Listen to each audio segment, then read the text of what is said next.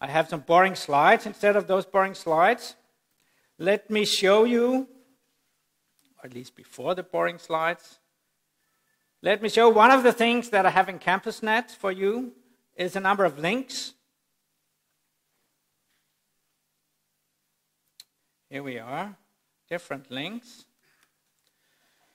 For instance, one here, statistics, one of the 11th most important contributions in the millennium of medicine.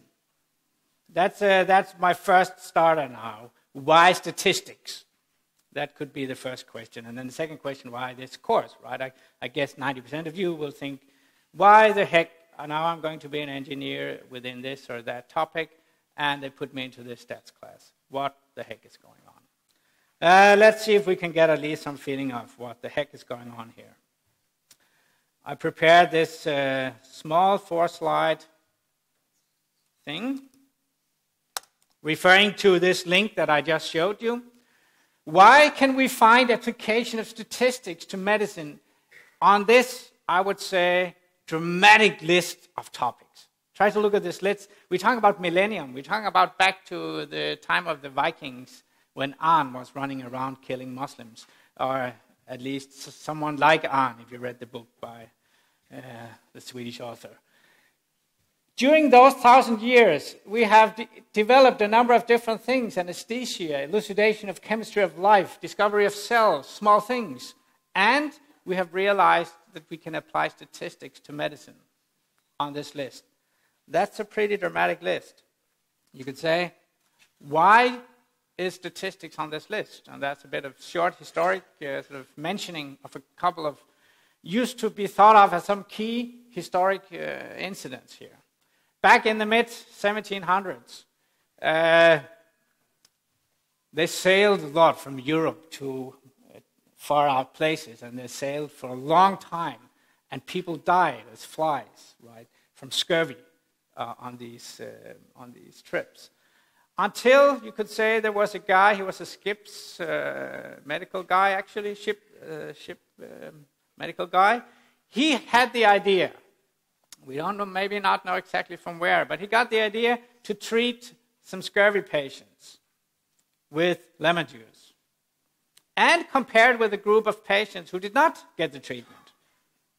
So the formal experiment, as it is run today by Novo Nordisk and others, is that you would take, say, 24 patients, you would randomly select 12 of them, give them the treatment, the lemon juice, the rest you don't give anything. That's the control, the placebo group, right? And then at the end of it, you see what happens. That's pure number crushing, right? To find out something. And he realized the 12 lemon juice guys, they were crawling up and down and having fun, and the other guys, they were out there already, right? What have you learned? Lemon juice is a good thing for this illness, which we may not even know what is. Right? So it is the first so-called clinical experiment. And it may seem as a historical far-out thing, but as I've already indicated, this is, as of today, still the way Novo Nordisk, Lundbeck, and others are having drugs on the market, is to perform such clinical experiments. And it's a tough business, and it's very strong regulations by in the US, by the FDA, and it is big business. It's probably the biggest working place for statisticians in the world, actually, I would say. Still, maybe it's changing. But so Novo Nordisk in Denmark is the place where most people with my education is, and we are not that many, but still. Most of us are with Novo Nordisk, some of us are here, teaching you to become new people to help Novo Nordisk also in the future. The second thing here is this is kind of the mother of, this thing is the, sorry, I'm still a bit morning nervous here. Let's see if we can handle it. The other thing is more related to what we today call epidemiology. It could be human epidemiology or veterinarian, epidemiology. This is still a rather strong case for the survival of our species, I would say, that we manage to control and monitor and understand and model how diseases are spreading around in populations. This is an important thing for many people. It's called epidemiology. It is traced back to the mid-1800s, for instance, to a guy called John Snow in London. He was also a doctor in London. He realized by intervention, just by looking at numbers, I don't have time, you can, if you Google John Snow or Google the pump in Broad Street, you can find the story easily on Wikipedia. It's a nice story. The thing is, he depicted the incidences of cholera on kind of a map of London to get kind of an empirical, a data crunching message of what's going on, just looking at the numbers. They didn't understand what was going on. They didn't understand what was behind the cholera disease. However, if you start looking at numbers, you can see, whoa, there seems to be a pattern that is linked to the pumps, right? This pump is maybe worse than this pump. This pump is down where people are heavily living and putting things in the stream. So he did a so-called intervention study, which, as it's called today, that you go and change the world and see what happens, to see if it has an effect. What he did, the story tells, probably slightly a lie, I would say. The story also tells, but let me tell you the story. Sometimes it's good to have a story, even though it's basically a lie. But anyway, good stories are better than true bad stories. He went out in the night and he took out the handle of the pump away such that people couldn't get water from this one, and he could see a dramatic drop in the frequencies of the disease. And he would have sort of experimentally, or by an intervention study, an observational study, not a designed experiment as such, but observing the world, found out that, hey, there is something with the water. These two examples are a part of sort of experimentation on the one hand, and sort of observing the world on the other hand. So clinical experiments and observational studies on the other hand. This is still what is going on today. We are still exploring the world and trying to find out of something that we don't know yet. So statistics, data crunching, number crunching is an invaluable tool for all of us, and in all parts of our lives actually, to try to understand and find out very important things for us, which we do not yet fully understand or can describe by a chemical or a physical model. When we get to this understanding, maybe we don't need the numbers anymore. Maybe we still do, but at least it's used like that still to explore the world. It's not the only thing, actually. This sort of saying, hey, you think I'm not going to be in the medical field anyway, I'm going to build houses, or whatever kind of engineer, I'm going to build bridges. Or I'm going to be an IT engineer, I'm going to work with Google. Well, Google is pretty convinced. It's somewhat debatable, of course. Not all people are in love with this idea of what's going on. But the thing is, Google is data mining us, right? Google is filtering us, whatever word you want to know. Google is using the extreme amount of information they can find of us. And how do they do that? That's a really tough data crunching, data mining. That looking at numbers. So I keep saying that the sexy job in the next 10 years will be statisticians, chief economist at Google. And actually, even though statisticians like to make fun, she's not kidding. Well, she was not a statistician herself. And then there's this young lady who used to have a boring job, like Indiana Jones, going to South America and doing archaeology and things like that. And she found out, whoa, that's just too boring. I want to be a statistician with Google.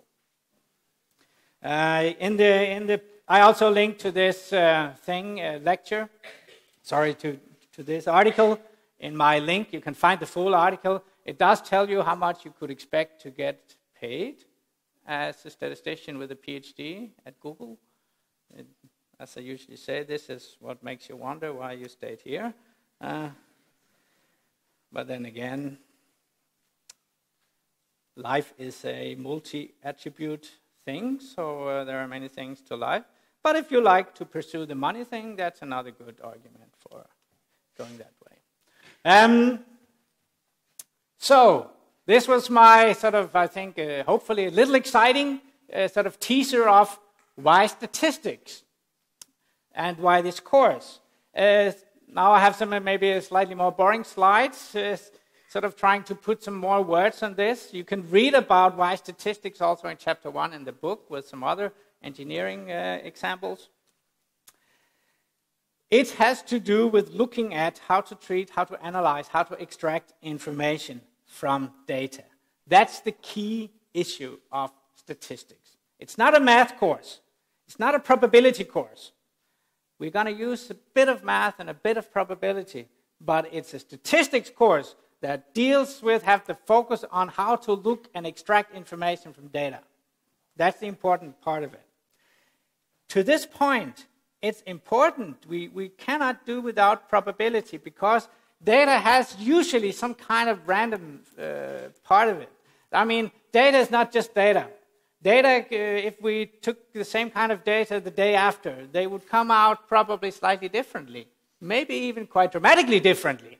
So there is a random variation part of looking at data that we need to deal with. So we need to think about variability and random variability to be able to look at data in an intelligent way. And that is basically my definition of statistics as we are looking at it in this course. Looking at data in an intelligent, maybe, parenthesis, more intelligent than we would have done without the knowledge that you get in this course, and maybe following courses. This is just an introduction to statistics.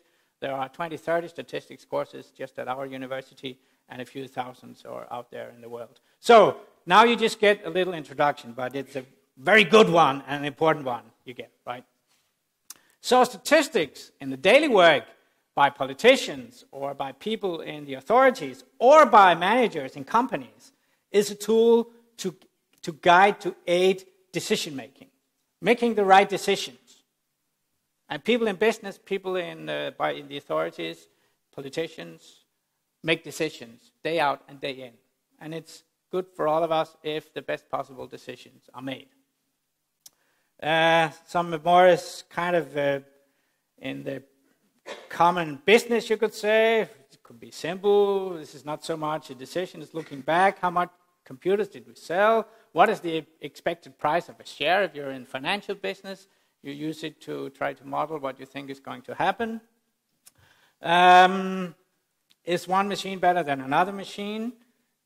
So this is sort of everyday decisions that we need to support by numbers, empirical findings, and our statistical tools are going to help us in doing that. Also, in more complicated science or modeling, statistics is an important tool in problem solving. It's very much a tool to be able to look at data in a nice way. I'm repeating myself. I'm going to repeat myself a lot in this course. Repeating is a good pedagogical tool, I find. And then, I mean, I'm getting old, so I like to repeat myself. So it's... You don't know if you said it before. I've just given this course 11 or 12 times before, but I'm not quite sure whether I said it exactly this way. So I'm pretty sure I'm going to say it in a new way this time. So I'm going to repeat myself. In business, again, used for quality improvement, used for design of experiments. This is going a bit back to the experiment with the scurvy. This was a very simple experiment. It can be, more challenging experiments you want to perform. Prediction of future values, and much, much more. It is used by some of my colleagues working with the wind industry. You predict how to control windmills, how to predict the wind power just a few seconds or milliseconds out in the future, can optimize the benefits from the wind you can get. So statistics and number crunching is a part of such activity also. The modern statistics, as the way it's going to be introduced to you in this course, and given to you by the book. You have to have this book or the 7th edition. This is the 8th edition. Both can work. It's a combination, I would say, of what you could say probability theory and just looking at numbers. And looking at numbers, that's what I call descriptive statistics. So we have sort of some probability theory. You could say historically this has sort of one path back to sort of game theory back in the history. And it is maybe to some extent a more pure math discipline. at least some places, probability theory is thought of as a part of mathematics. So this is the more math-oriented thing. Descriptive statistics, that's what we're going to start today. That is just looking at numbers. Here are some numbers. Let's look at it and see what's the story about these numbers. We have somehow to, it could be the mean. I'm going to teach you to compute the mean today. We are somehow statistics, modern statistics. So here we have sort of the math, or rather the probability theory. Here we have sort of the simple looking at numbers. Modern statistics is somewhere here. Now we're going to sort of make a mix of these two areas to use numbers in the right way. Not just looking at them, but be more intelligent. To be more intelligent, we need a bit of probability, random thinking, right? And we need a bit of math if we want to dig into it. So here are some basic terminology that is used throughout. So I'm introducing statistics to you now. I'm in the middle of, or starting chapter 2. The way we are going to think of it is the following. Let me see. We have two keywords here. We have population and we have sample. That are two words that are going to be used. The population is the big one. The word population is kind of the real world, the unknown truth, you could say, about what's going on. And so this is kind of, you say, the real world. It's the unknown truth. It's a bit vague, but I mean, in certain specific situations, we can be more specific what this is. But this is a generic, sort of abstract concept I'm trying to convey to you here. The population is what we want to know. We want to have full information about the real life, the truth. We want to know everything. However, sometimes the price of getting full information is infinite. Often it is, or at least very, very high. Very difficult to get full information of a cancer treatment, for instance. What would full information of a cancer treatment amount to? That would be observing all patients receiving this cancer treatment from now and in all future. That's a very difficult thing to achieve. So it's infinitely expensive, and we have to wait infinitely long time to actually achieve it. It's a very bad business. Right, it's not what we want to spend our life. So we have a different concept of still getting something out of it. We have to realize we cannot get full information. What we can take a sample, in Danish, stikprøve. We can take a sample. There is a clash of words here if you come from chemistry or biology and you're used to being in the lab. In the lab, if you're such a guy, you would use the word sample in English in Danish, prøve, for the actual piece of thing that you have in your petri dish or whatever. The actual, that would be your sample, as if you are a lab kind of person. Now in Danish we have prøve and stikprøve to distinguish these two things. In English it's sample and sample. So you just have to realize this, that this is just life. Sometimes words can mean different things in different contexts. But sometimes you're in the middle of both contexts and you may get confused. Sample here is a statistical term here. Sometimes, depending on the experiment, it can be a lab sample, which is the statistical, part of the statistical sample also. Anyway, if you're not there, you wouldn't think of this. But some of you may be there, so that's why I mention it. The sample is a subset of this is the data. This is what we have. And this is all about. This is about using the sample. Based on the sample, we try to generalize, we try to use the data information, the sample information, to generalize to the world in general. Right? This is maybe I'm just putting a lot of words to something which might be so obvious for some of you, then great. It's just to emphasize that this is the exercise of statistics, at least our definition of statistics, the book's definition of statistics, which is not exactly the same as Danmarks Statistik would define statistics. Sometimes we distinguish between survey statistics and the statistics of Danmarks Statistik, which is perfectly fine. And in the media, you will also see the word statistics used in different meanings, used as a name for the numbers themselves. This is a statistic. That's fair enough. It's not a wrong use of the name. It's just, again, it's a multi-attribute meaning, this word. Our definition and use, and the book use as a working engineer's definition of the word statistics would be, how can we use sample data? We call it sometimes inference. So we call it inferential statistics. That is the key definition. How do we go from data to the real world? This is the key thing. Can we use the data? And how much and how can we use the data to sort of infer, say something about the world? That is the key definition of statistics here. To be able to do this, the way the data was created, you could say, the actual sampling mechanism, how did we get these data in the first place, is an important issue that we will get back to, right? It has to be representative, it has to make sense. We cannot just call all old ladies beyond 80 if we want to have a representative sampling of what the population in Denmark means, just to take an everyday. We cannot treat only young people with the cancer treatment and be sure that we know something about how this treatment works on elderly people. So we're going to get back to that. But this is the conceptual setting that we find ourselves in this course throughout. I'll repeat this again and again. This was my short introduction to statistics.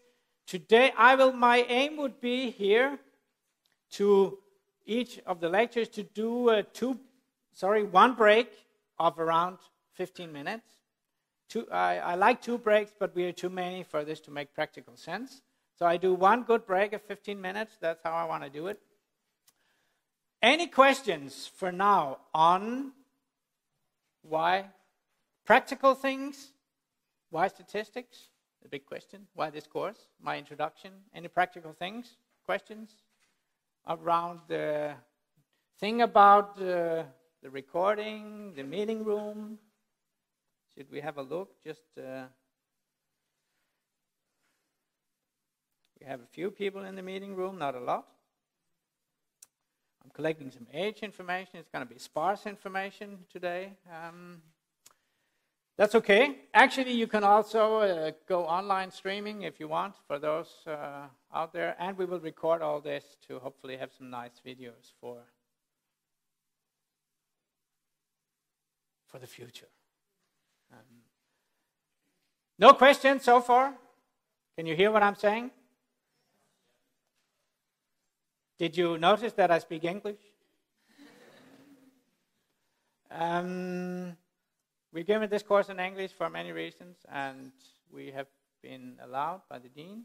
So, yeah. You can find, I just saw that Jeppe said, that you can find a nice collection of Danish recordings from last year.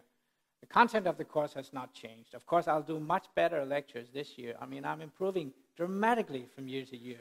But anyway, you're free to go look at the Danish one. I come from Jutland, though, so it's not a big pleasure to listen to the Danish part of it, though. So anyway, you are free to actually do it. Let's do the break now. 15 minutes as of now, and please be back in time because we have a tight schedule for the last 45 minutes.